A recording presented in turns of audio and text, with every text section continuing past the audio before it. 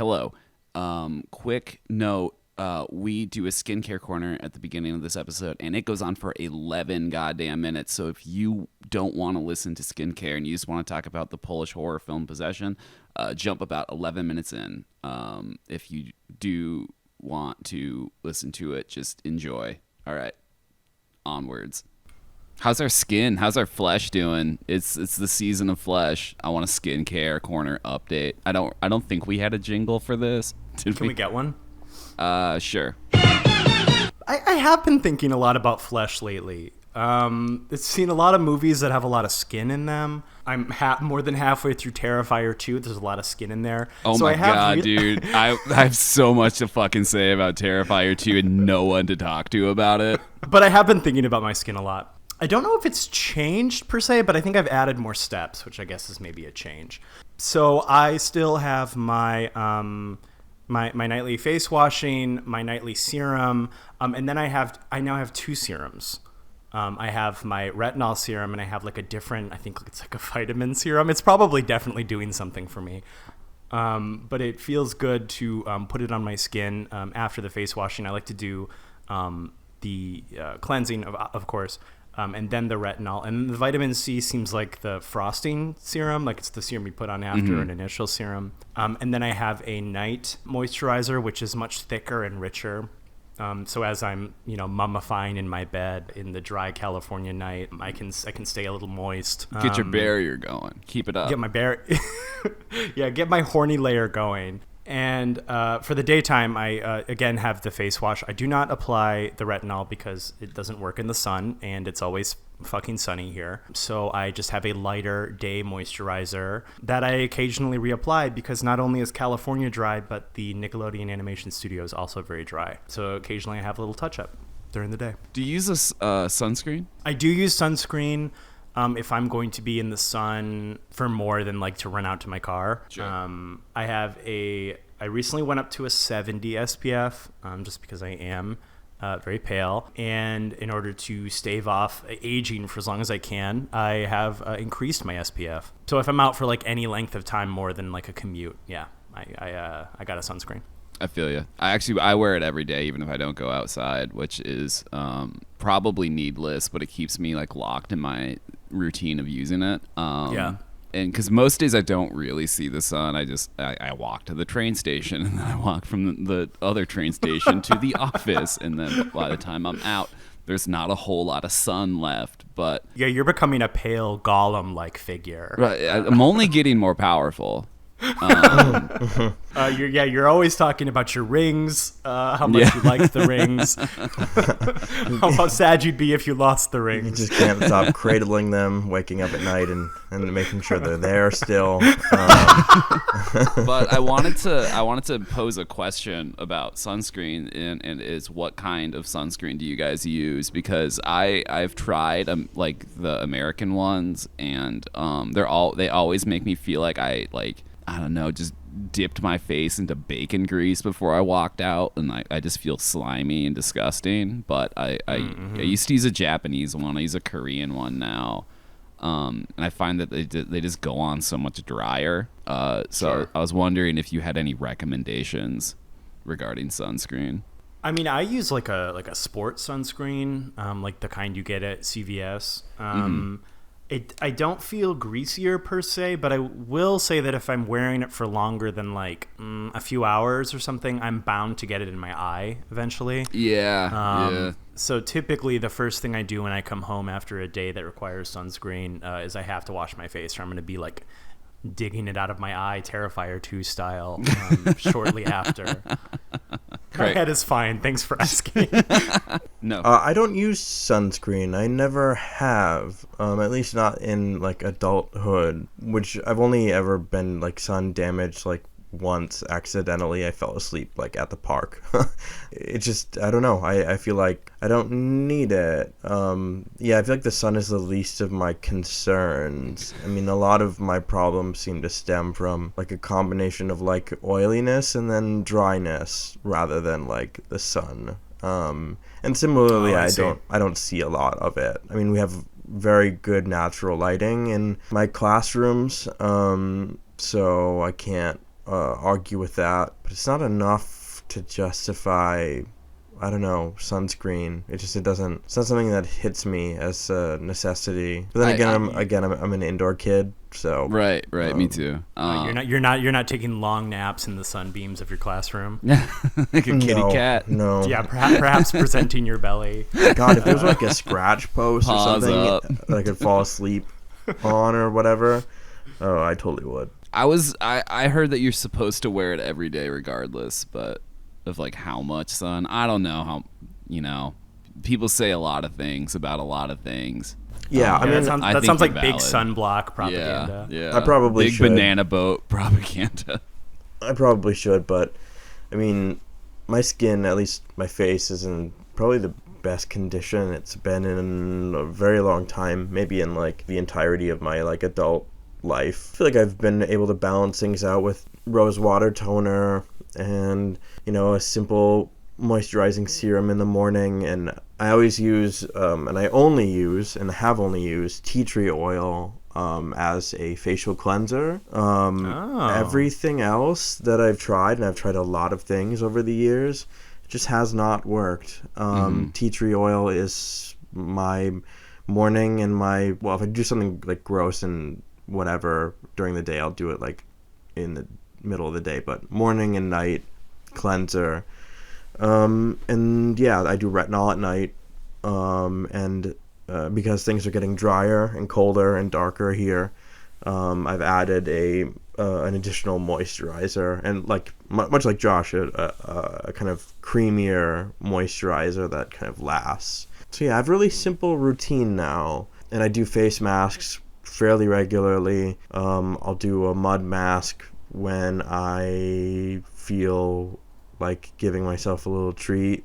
Balancing all of those together, yeah, I'm in pretty good shape at the moment. You are becoming more beautiful with age. It's true. You are aging very elegantly. I just saw you recently. Just like a Victorian ghost. You have a painting that ages in your place. Yeah. I tried retinol, and like multiple times I want to get on that goddamn bandwagon, but my skin just can't handle it. My skin is like really, really picky. I used to use that Cetaphil face wash, that like super basic one. I found it just did nothing for me, so I have to use this like that Neutrogena orange anti-acne thing that teenagers use that just strips all the moisture out of your skin. Right. Just feels like your skin is just going to like flay off Terrifier 2 style, and I'm just going to wind up with an exposed skull in the place of my face, with my actual eyeballs still intact, like the poster for Evil Dead 2. I got a facial last weekend, and I was embarrassed to tell the esthetician what cleanser I use. And when I told her that, she was kind of like, all right, well, when that runs out, I might have some other stuff for you to use. She turns into the guys from They Live, just howling and pointing at you. Yeah. Invasion of the Body Snatchers? Yeah, what did I say? They Live? Yeah, They Live. Invasion of the Body Well, Snatchers. similarly when They do that, yeah. Yeah, it's same concept. But I also just don't want to get into high-end skincare products. Yeah. I can't live that life. Yeah, because you will grow to resent their absence. Exactly. I need to make it work with whatever I can find at Walgreens or CVS. Like I need that security. That's the thing about the tea tree oil is like you can buy a liter of it and it's not that much and it lasts fucking forever. I think the bottle that I have, I don't remember when I bought it. I see it might have been like very early this year or something.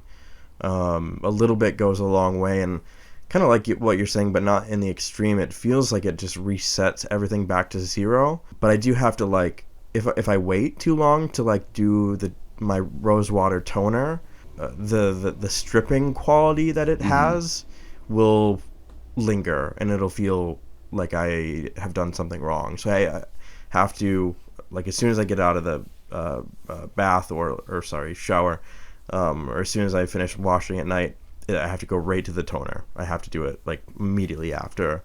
Otherwise, it feels dry. It's bad. Right. Yeah. Terrifier. You get Terrifier face. You Terrifier. Don't want that. Yep. You don't absolutely. want it. I do. Sorry, this might extend the skincare corner too long. Was anyone a proactive kid? Did anyone have proactive? Yes. Yeah, I was. My acne was too severe for proactive, so we skipped right over it. Yeah, I was for quite a long time. That shit sucked. It did not help me at all. It actually did help me, but my ADD was and is so bad that I could never remember to do all of it. I would do maybe like one, like I would just jump into step 2 or something. Like did I use step 2 already? This is a problem I still have, is that I do not know if I've washed my hair yet. I have really bad ADD. It's like actively a problem most days of my life, where I'm pretty sure last week I washed my hair 3 times because I was not convinced I had done it yet. Skincare corner. Skincare corner. We hope you've enjoyed this update. If you didn't like this, Terrifier 2 in theaters now.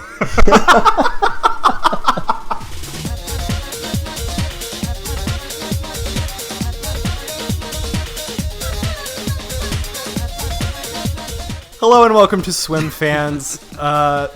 Welcome to Swimfans Bloodbath. This is our final installment of our 4-part horror journey, 4.5 really, journey that we went on with you this year. We began with Gozu, followed that up with Hellraiser 2 and Danielle Panette. Danielle returned to us to watch Hellraiser 2022 in a mini episode. And then last week you heard Last Night in Soho with Kyle DeLita. And this week we are rounding it out. This week it's just us doves. And we are talking 1981 Andrei Zulawski film. Oh, my brain just shut down. That's what I'm saying, man. I can't shower. I was on autopilot and you just derailed me entirely. I'm your co-host, Josh McKenzie. I'm Craig, having a panic attack on an L platform, Neeson. I'm ominous rocking chair, Alex Hawking. This week, on the final episode of Bloodbath for the year, we are talking 1981 Andrei Zulawski film, Possession. If you have not seen Possession, this is the story of Mark and Anna. Mark, played by Sam Neill, who I just was happy to revisit in Event Horizon this year. Classic. And Anna, played by Isabella Adjani. They are a couple going through the beginning stages of a divorce. Mark has been away for quite some time doing very, very, very vague spy shit for the West German government. And he has now returned to find Anna very distant, very cold. He asks her if there's anybody else, and she denies it. But quickly, he comes to learn there is somebody else. And his name is Heinrich. He's like a Zen guy. He's like he's a vibes-based individual who Anna has grown to prefer, and she tells Mark that she is going to leave him. This marks the first part of an increasingly disturbing set of circumstances where Mark and Anna begin to hurt each other and themselves physically, emotionally. Mark goes on a multi-day bender to sort of forget Anna. When he returns from that, he sees that Anna has neglected their child. And Anna is sort of in this state of flux where she's not with Mark, but she's not with Mark. And so Mark begins to take on these duties of a single father. He meets at his child's school Helen, his kid's teacher, who looks exactly like Anna. She is the same woman, and it's even lampshaded in the movie when Mark's like, "Hey, aren't you my wife? Take that wig off," and he yanks on this stranger's hair. Mark hires a private investigator to see what Anna has been up to, and the private investigator finds that Anna has her own secret apartment. She's not with Heinrich, she's not with Mark, she has her own place. The investigator comes in and finds a creature moldering in the corner.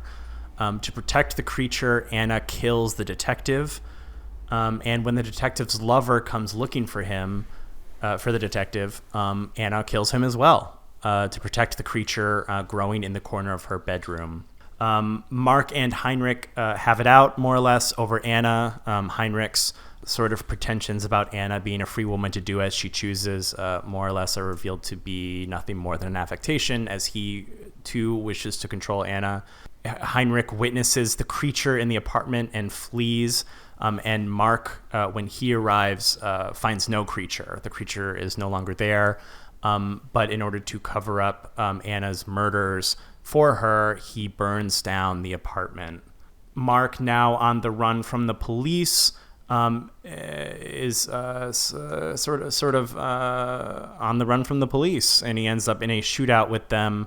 And as he is dying, Anna appears with the creature who has now taken the shape of Mark. He is Mark's doppelganger in every way. And the police, continuing to fire, kill Anna as well. The creature escapes. And in the final scene of the film, the creature arrives back at the couple's apartment where Helen has been taking care of their child. False Mark is knocking at the door in a very frightening fashion, and the child begins to scream over and over again, "Don't open, don't open." He runs upstairs and sort of lies face down in the full bathtub. And right before Helen opens the door, she hears the sounds of explosions, war, like a bombing sort of situation, before the film ends. What do we think about Possession? I love this movie. It's deeply chilling, visceral, in every sense of the word. The acting, the performances here are tremendous. Sam Neill is just like absolutely unbelievable. Ajani is in another galaxy. It's one of these films that is, you feel a bit silly kind of talking about it, at least metaphorically, or what it might mean, but it has such a visceral impact that I think a lot of the what does this perhaps symbolize kind of fades away, or at least for me it fades away to this work of art that's devastating.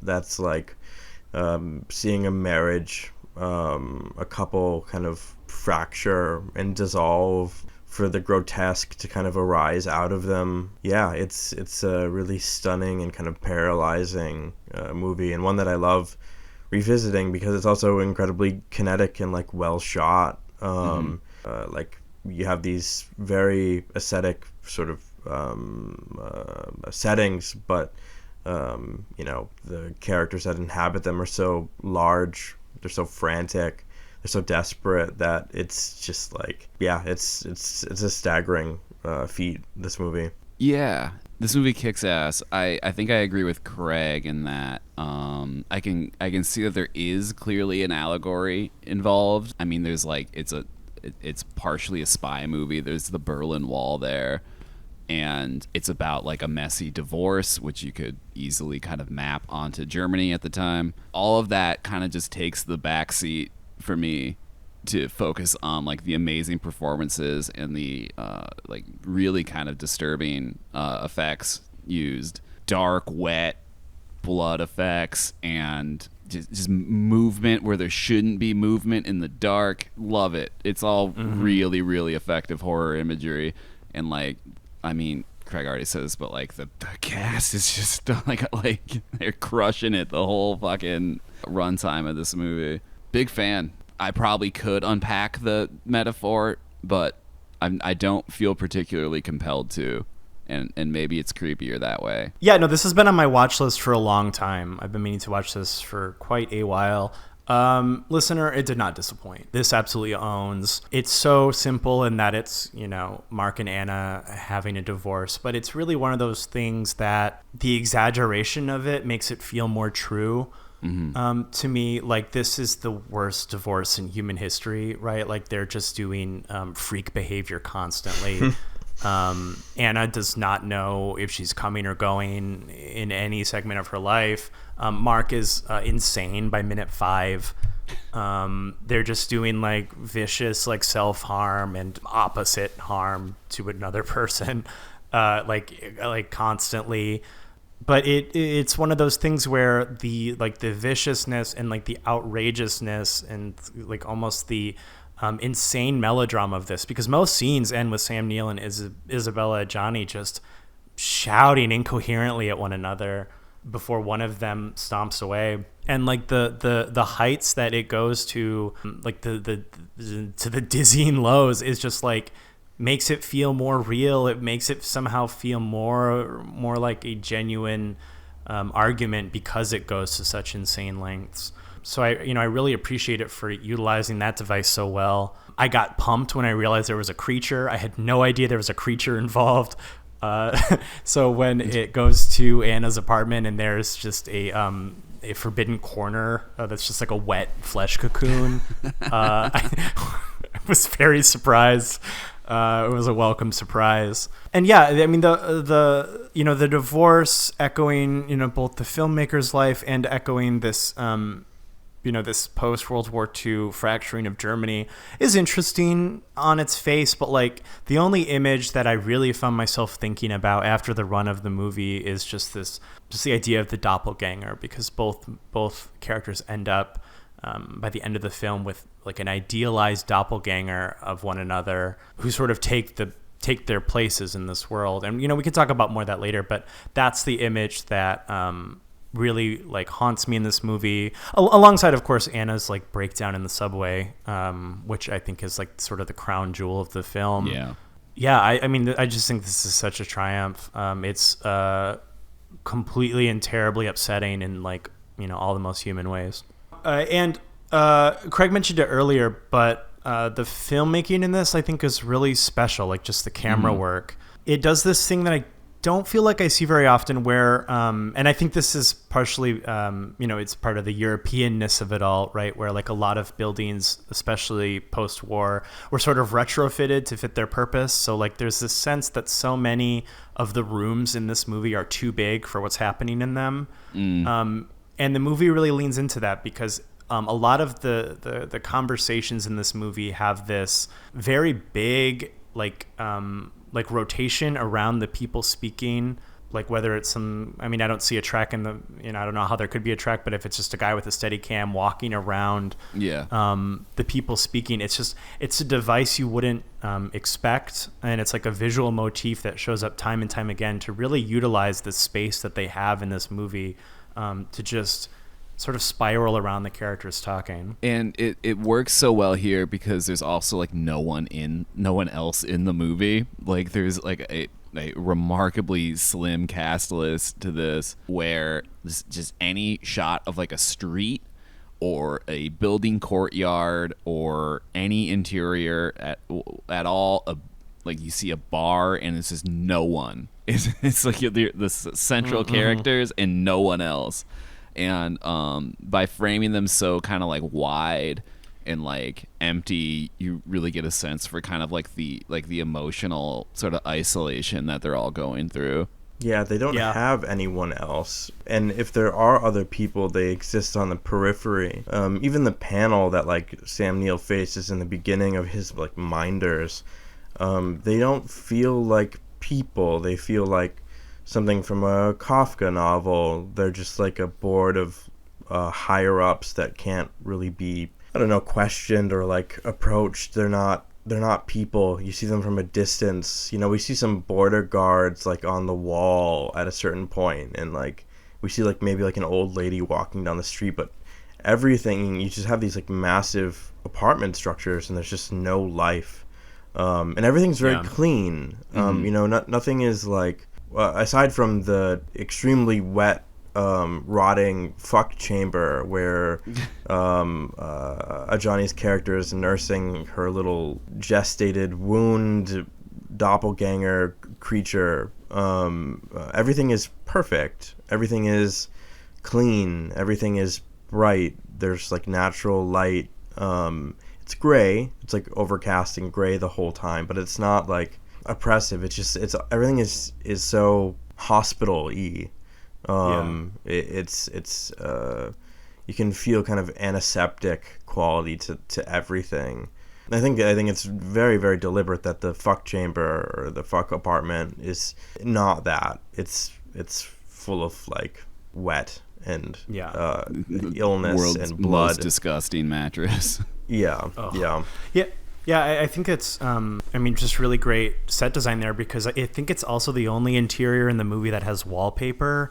And I feel like wallpaper is one of those things where if it's not perfect, it's disgusting. Yeah, you know what I mean? If it's not perfect, it's deeply disturbing. Yeah. It's either the wallpaper from fucking Sharp Objects that's been hand painted or whatever, or it's completely abstract. It's just like, it's awful. It's awful, and you develop a psychosis if it's on the walls. There's no middle ground. It's either the clouds from Toy Story or I don't know, some like terrible set from a Ryan Murphy TV show. Yeah, no, the clouds from Toy Story, or it's the yellow wallpaper. Like, that's it. That's it. Clouds from Toy Story, or the wallpaper in the barn in The Ring. Where it looks like it's actively bleeding. I like what you said there about sort of like this overcastness and this sort of ordered feeling, because it reminds me of a movie that I feel has a fairly similar palette to this, but it has a completely different feel. What is that? I don't even remember what it's called. What is the one we did? Terrifier 2. Terrifier 2 is nothing like this. It's the first of all, Possession is much shorter. Yeah. What is the movie where the boy works at like a spa and gets sexually harassed by old women? Deep End. Yeah, it has a similar palette and like visual vibe to Deep End, but like whereas Deep End seems to use its tools to make kind of like this like apocalyptic set where like, you know, we talk about it in the episode, but there's just people climbing on like rubble for no reason. Like it's just like cubes. Cubes of buildings to climb on. I think that was shot in the same city. Yeah, in Germany. Yeah. It's Germany as England. Yeah, but it has that exact same German overcastness that we all know and love. Yeah, I just really love that you can see like the same tools used for a different purpose, because like this does have such an ordered feeling. I mean, like you both said, the streets are devoid of people. That cafe that they hilariously break up in is completely empty, but it's like Baroque, right? Like it's like really pretty. There's like ornamentation, and like the building structure clearly wasn't meant to be a cafe. Mm-hmm. But it's just it's orderly, and it's huge, and it's cavernous, and it's completely empty. There's like one guy in the background when they're having a screaming match in public. And what's so great about that cafe is it's just loaded with fucking chairs. Like there's no one in it, but it's a sea of empty places to sit, which also then just get thrown around like a fucking WWE Hell in a Cell or some shit. Yeah, it's like when you make your first RPG Maker game and you just gotta fill a room. Right. You're just going. You pick one tile you like and then just stick to it. My favorite part of that is a bunch of chefs in chef hats come out to restrain the Sam Neill character. Like some NPCs activate and they have to like detain him. The Swedish chef and his brother have to the chef on the label for the canned goods that say Vegeta on them all come to life and try to stop Sam Neill. God, it's just so perfect, because the scenes with, I mean, to contrast all of that with, again, Anna's like secret apartment, it's like we spend so little time there. I think there's maybe 4 scenes there, not counting the one where Mark burns it down. It's like the detective and the detective's lover, and then Heinrich, and like you maybe get one with Anna by herself. Where she's fucking a creature. So there is 4. Yeah. It's just like without like too much time. Like it just instantly like visually separates it, because it's like we talked about, like 5 kinds of wet. It's rotting when everything else is pristine stone. It's just such good set design that I feel like you just don't always see. And it's used in an unusual way as well. Yeah, there's something about Anna's like domestic chores, that she's fucking distraught 95% of the movie. They have that scene in bed in the beginning where she's like basically like straight up tells the Sam Neill character that she doesn't give a fuck about like how he feels. And she's doing these like quotidian tasks of like going to get groceries, and she's bringing the groceries home, and she's gonna grind the meat and cut the meat, but everything is animalistic. It's wide-eyed.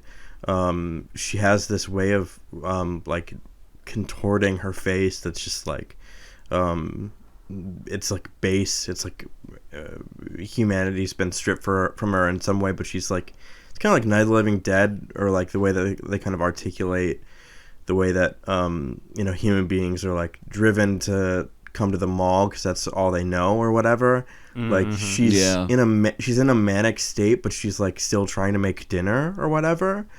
So everything is like thrashing and frantic, and she's not cutting the meat anymore, grinding the meat. She's beginning to cut herself. It's like a simulation of the domesticity, like this horrible like dark side of it. Like the emotions are being gone through, but there's like no sanity. This task that we find so dull or something becomes like absolutely perverse and like intolerable.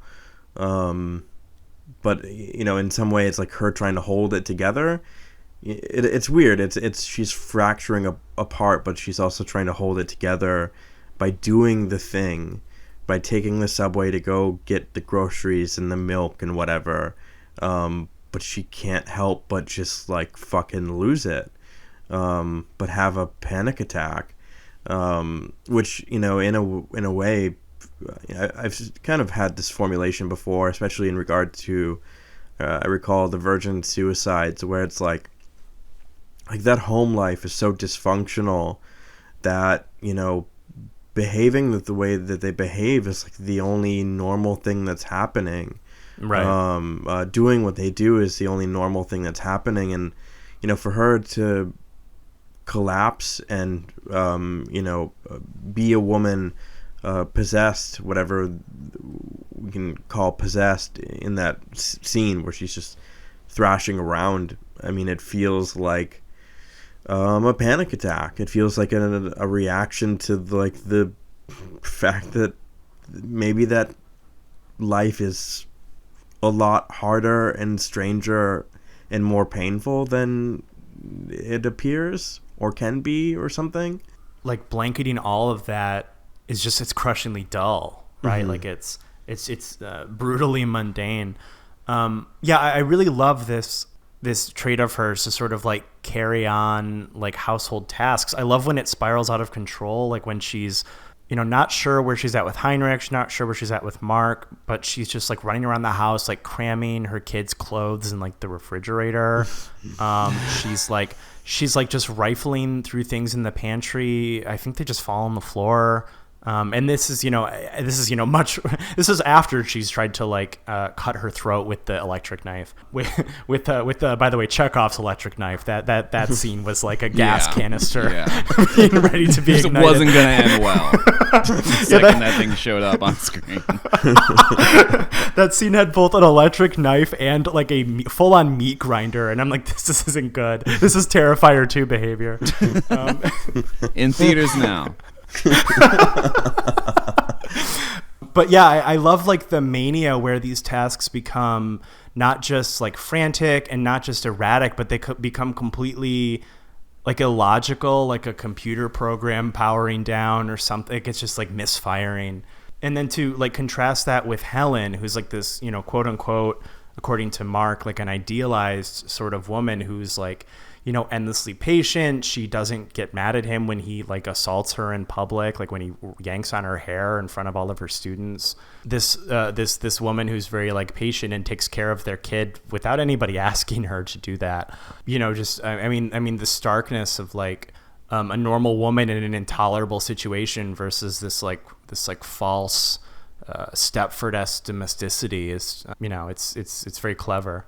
It's very subtle. Yeah. I mean, her even her occupation, this idea of the woman that, cares for children broadly, who is, I mean, kind of like, like how many like Old West films are formulated in that way, where the blonde from the East Coast is coming to, teach children or whatever, to be the school teacher for the town, this kind of like idealized mother figure for everyone, not even just their child, but like children, like with a capital C. She's perfect in that. Well, if you're like a trad or whatever, she's perfect. She's wearing dresses. She's dressed like a teacher. She's feminine and won't react poorly when you manhandle her. It's phantasmatic.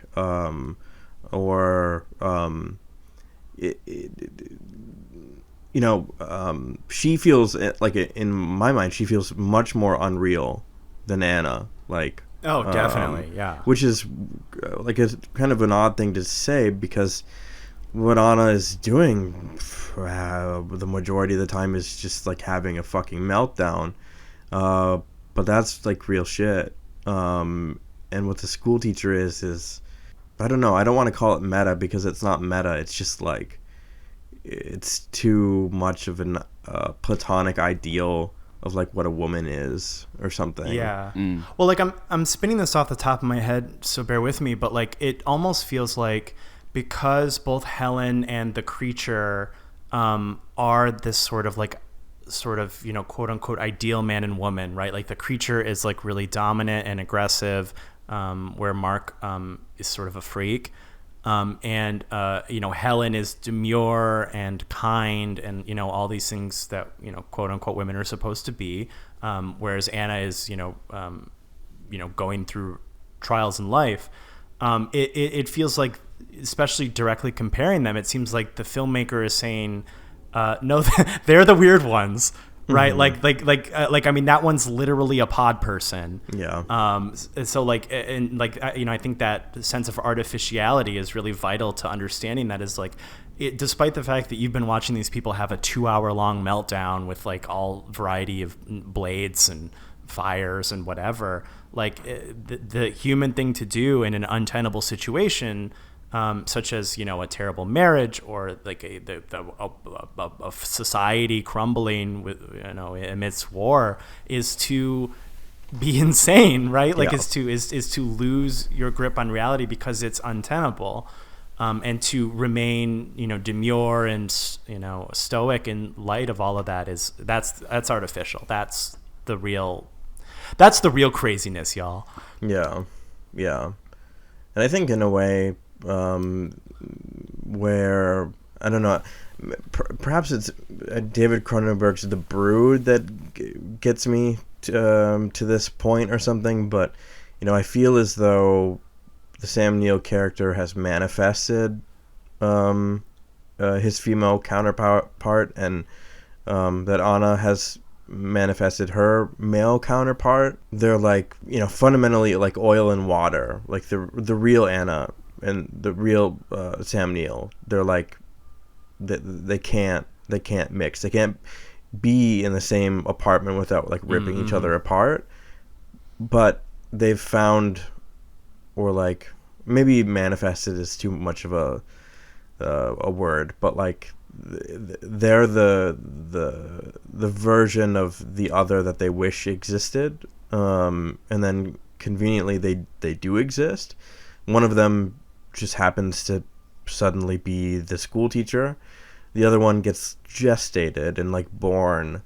I think because one is evil, Right. like explicitly. It's very strange, and I'm not entirely sure what to do with like the like, because it closes with that juxtaposition of them, where we've understood that wife's doppelganger is like a nice school teacher, and that the husband's doppelganger is like creeping outside the door like a goddamn flyboy post turning into a zombie in Dawn of the Dead, pushing himself up against the window in the back, you know? So Yeah. it being Yeah. simultaneously like the idealized version of her and a monstrous version of him, I find a little confusing, but I don't know. Yeah, it is a little not as perfect with him. I guess the way that I square that circle is like, I mean, because there's just so much less runtime with the creature as Mark. There's just like two or Right. three scenes. But like the one that makes sense to me is, I guess, I get the impression that like Mark's kind of like wishy-washy. Like, I mean, he's very aggressive in this movie, but he's aggressive in like a freak way. I don't know. He's like weirdly aggressive, like in a possessive weird way, you know, which is, you know, one of the meanings of the movie title. So, and it seems to me that the creature is this sort of idealized male stereotype of being like domineering and self-possessed, but like he doesn't really have any personality, so I'm like kind of projecting that to make the metaphor fit for me, I guess. And then it's confused further by the inclusion of Heinrich, who's introduced to be basically everything that Sam Neill isn't. Like, he's suave and like fuck maniac and stuff. Yeah. I mean, as an aside, I think what I like best about Heinrich is like this affectation of like the enlightened guy. He is rules. just, He's yeah. the best character in this. Yeah, it's just complete nonsense. Like all of your books about like, I don't know, the way the Japanese have sex, tantric cooking. It's all an affectation. It's all a vibe, because at the end, all he wants to do is control Anna, despite all of his, you know, protestations to the opposite. So yeah, I mean, it makes me think that, okay, Mark was wrong, so the exact opposite of Mark, Heinrich, is wrong. So Anna's like, fuck it, I'll make my own guy. Yeah. And it's Mark but Weird evil, I science. guess. Yeah. Like Heinrich's thing is flimsy. He's a hustle grind set guy. He's a pickup artist. You know, living with his mother, having sex with Anna while his mother is present, being kind of like a lush and like a loser. You know, he's like suave, but it's a little dorky. It's a little cheesy. But then you have, I don't know. I always read that scene of like sexual incompatibility in the beginning as being like, oh, the real Mike can't fuck, but the Mike that she creates can like extremely fuck. Like, Yeah. and that's fairly explicitly stated, where like that the creature can like super fuck. Yeah, he doesn't even have skin yet, and he's plowing Anna in that one scene. Exactly, and it's like Terrifier 2, there's no skin on that body. Yeah. And it's a thing that like is so like powerful, that you know, again, I have trouble. It's the only way I want to like say it, but like she's manifested this thing that can fuck and that can domineer, but doesn't have like a conscience or something. That's too distilled. That's too pure. Too inhuman. Yeah, because her pain is, I mean, Mike goes places with his pain and his anger, but I think Anna goes to a totally different circle of hell with it. So I think her creation, or her Mike, her creature, becomes that much darker. Yeah. Well, here's a thesis, just real fast. Maybe because her Mark is a freak and her Heinrich is a freak, she made a guy who is good at sex, and is like Mark, so like she already feels affection there. But she made a man without attachments. He doesn't seem to want to possess her in the way that real Mark and Heinrich do. He doesn't seem to be particularly interested in her at all.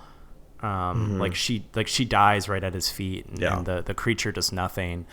So maybe she manifested a guy who does know how to pleasure her, but isn't trying to like be around her or like possess her in any particular way, which makes a lot of sense to me for that. But I still don't quite get the last scene right with that. Yeah, the point I think I ultimately want to make is that even if the metaphor doesn't work or line up fully, or I can't parse it myself, it's still a really good movie. I don't need it to work. Exactly. So much is going on like elsewhere in this that if they stumble in their metaphor, I don't care. It's such a just a good old wet roller coaster otherwise. Yeah, because the end scene, even taking it at its face, is haunting. Like just imagery alone, sound design, man. Yeah, it's definitely the most abstract this movie gets with its imagery, but it just again, Helen is feeding the child,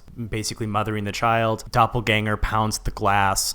Helen, reacting not at all to this scary man pounding on the glass, goes to open the door like it's normal.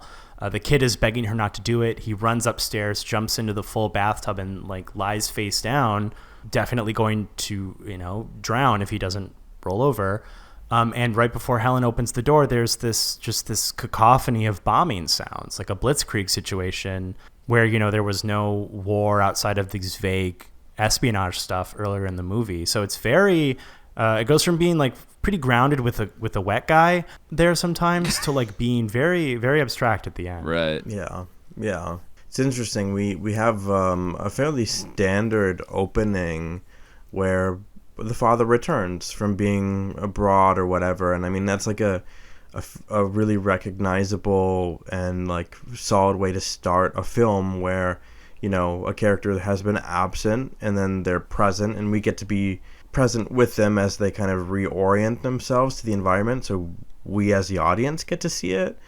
But then you have this like looping back where the father is arriving back home, but it's suddenly, and I don't mean this in a dismissive way, but it's suddenly explicitly like an art film.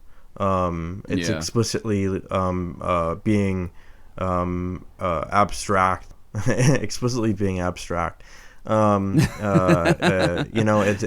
turns into the videotape from The Ring in the last 30 seconds. Exactly. Yeah. It's a much like the characters themselves have been doubled. The return of the father also gets doubled, and it's so much worse, and it was already pretty bad. That's interesting. I didn't even think of it as like echoing the start of the film. Craig, you son of a bitch. Well,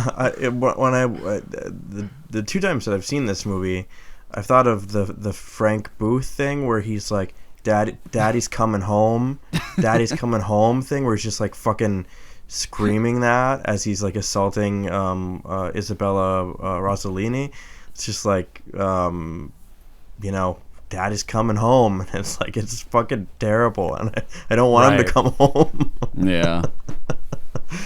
My big final note is I really love, I mean, this is maybe a little trite, but I really love all the different ways that, the title of the movie shows up in the movie. We talked a little bit about, Johnny's like real like highlight scene where she is having her like panic attack in the subway tunnel, and it looks not unlike a scene from like a demonic possession. I mean, she's making these guttural sounds. She's she's having a miscarriage as well, so she's also going through quite a bit of physical pain. Yeah. And it's like this milk mixing with this blood, and like it's in this like dank subway tunnel.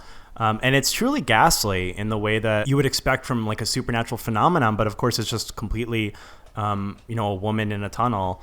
So I love that. There's that motif. I love, of course, the main thing in this movie is Mark trying to possess Anna, like she's something of his and should behave in a way befitting that of that. So there's that very literal term of possession. And then lastly, there's almost this sort of metaphorical possession of the couple's lives at the end of the movie. They've been supplanted by two doppelgangers who have their faces and their bodies, and their child, by the end. So they have fully, like a hermit crab, moved into this couple's lives. So I mean, it's just so like artfully done to be able to use the multiplicity of that word to sort of explore all the themes. Completely, yeah. That subway scene is it's just one of the greatest things I've ever seen. It's the best part of this movie. I don't know. I envy the people who made it, I guess. Yeah. I mean, the physicality of Ajani in that scene is like, she is just, It's I mean, unreal, the pain, man. Yeah, the pain she must have been in the next day. I mean, she's throwing herself against the walls and the floor. She's dropping. She's jumping up. She's contorting herself painfully, it appears, into Fucking like these fearless, positions. man. Yeah, and above it all, she is screaming at the top of her lungs, which just on its own is really painful. And I mean, she just truly...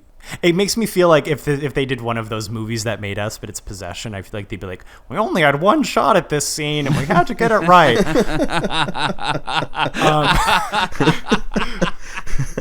She only has one inner, boys. We gotta get the Right. We gotta get this. We watched the Halloween edition of that for the movie Halloween, and it was all these like guys who, I mean, they're all great craftsmen. Halloween's a great movie, but it's all these guys who are like, well, we only had one shot to have him break down the closet, so we really had to get it right. And it's just like every interview was that, and the effortlessness with the way that Ajani really brings that. It's like I don't know. It's almost like she brought like possessed in real life. The way she just brings it out of herself. It's truly amazing. I was initially I was tasked with taking my little brother's high school graduation photos, and I had scouted a place in Chicago that kind of resembled the tunnel, and I wanted to recreate that scene with my little brother, because I thought it would look hilarious in a yearbook. But then I moved away, and then COVID happened, and I was unable to shoot the photos as I wanted to. It would have rocked though.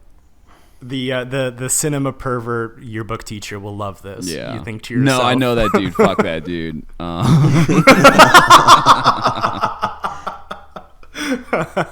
I think it's the same guy from when I went to that high school. So fuck that dude. Eric knows what's up. Fuck that guy.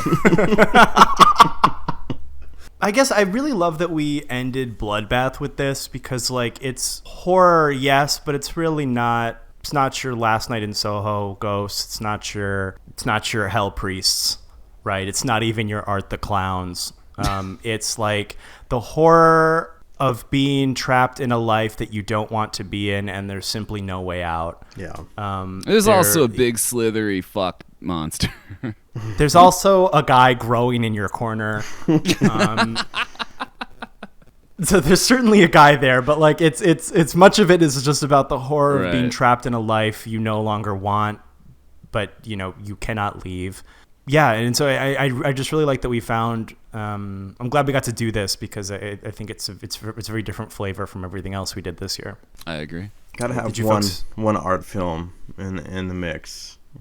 Always gotta keep it fresh. That is a jab directly at Last Night in Soho. Take her out, folks. She's done. Stick a fork in her. She's done. Do y'all have any final thoughts about Possession? It is on archive.org in very decent quality. You'd be surprised. Even for archive.org standards, it looks very good. Well, archive.org, you can upload anything to, regardless of what its file size. Yeah. Can we put Swimfans on there? Looks good. It used to be exclusively on there. No, that's great. I mean, that's a great resource. I mean, that you can just free web hosting, buddy. Quite literally free real estate. What are we rating this? I think I gave this 4.5 stars. Yeah, 4.5 for me. I gave it 4, but I think I'm gonna go up to 4.5. 4.5 stars. There's a lot going on here. Well, thank you so much for joining us on yet another frightful October. We had fun. We hope you had fun. But folks, the fun's not over, okay? Because right after Bloodbath, we have our very own Craig Neeson's birthday. Yeah. Which means sound the alarm here. It's another birthday movie, folks. Why'd you do an air raid siren? Yeah. Okay, that's chilling. The sound of bombs falling. It's like everything exploding. Yeah, I was doing like Party Rock Anthem, and you brought the Blitzkrieg. I got real Roger Waters with it. I'm doing LMFAO. You're doing When the Tigers Broke Free.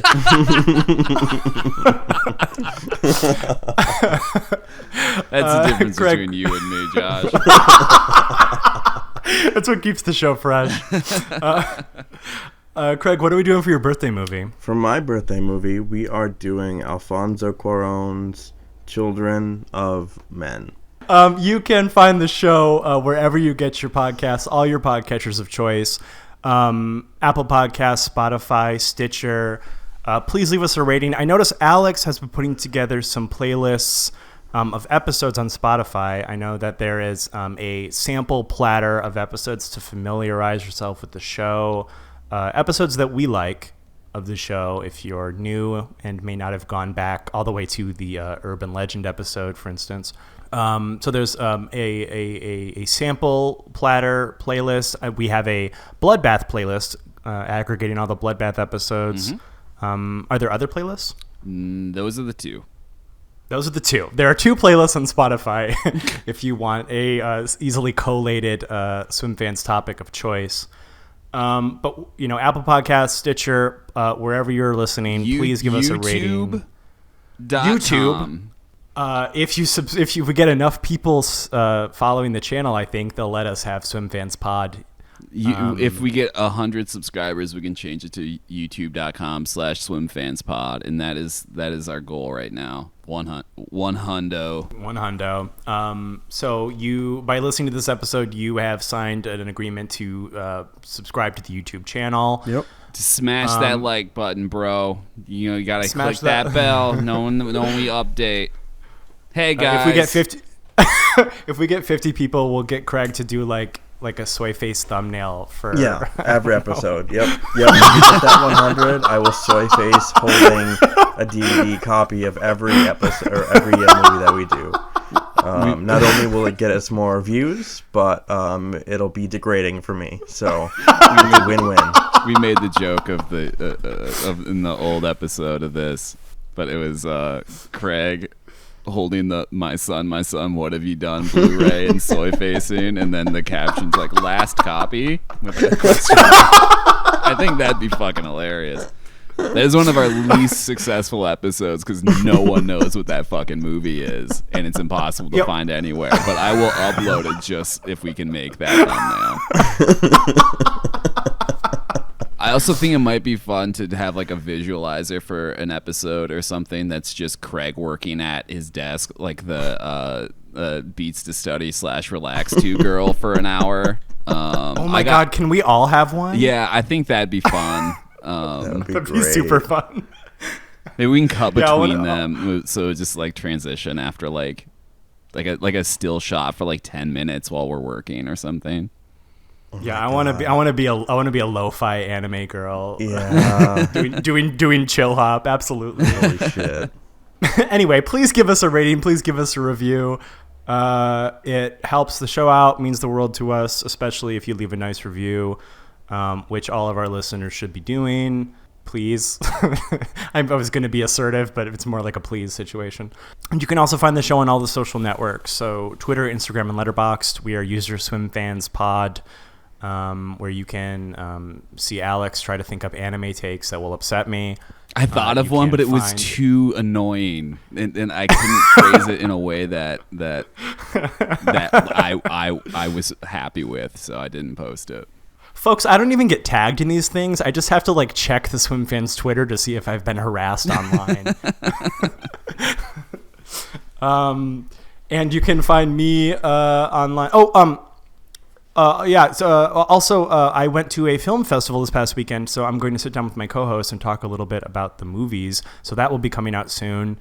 And you can find me talking about some of those movies on Twitter, user Amons, AMONNS, Alex. You can follow me on Twitter at Diatron5 and on Letterboxd Diatron. Craig. Find me at Craig Neeson on Letterboxd and Instagram and www.craigneeson.com.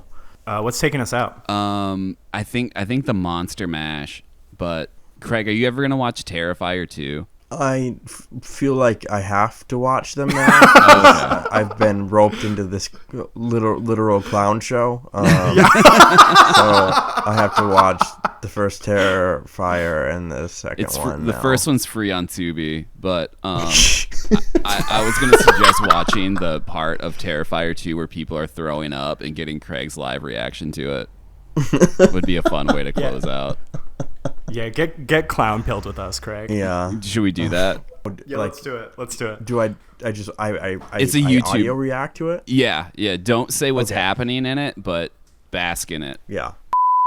Hey, how's it going? Just jumping in really quick to tell you that this following segment has audio from a slasher movie, and it is of a woman being attacked like real brutal. So if you're not into that, then I'd recommend just pulling up YouTube and listening to the Monster Mash instead. All right, that'd be your closing. All right, happy Halloween.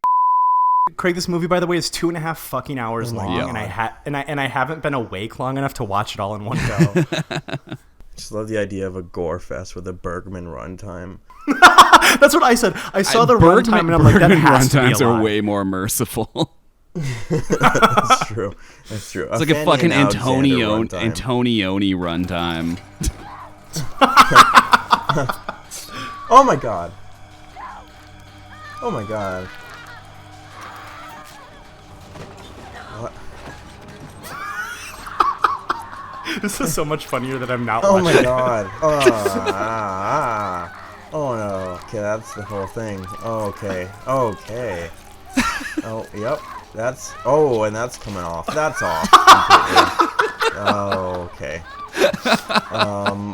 I love how. Oh my god. Okay. Oh, Jesus Christ. So this is like, oh my god, this is like barely a set.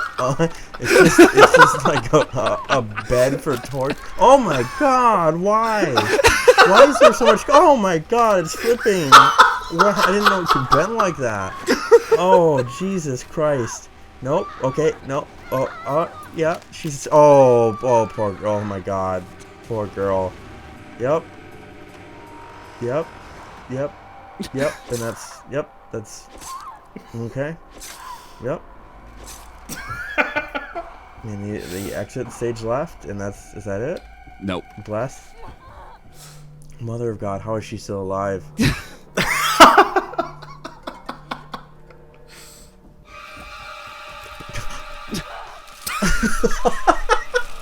No.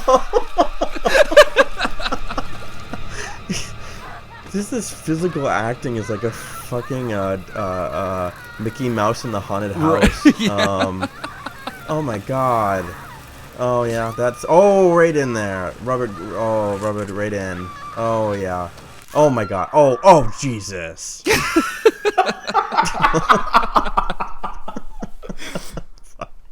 Okay, cool. 2.5 hours of that. Love it. 2.5 hours of that, Craig. In theaters now. And now the Monster Mash. Jesus.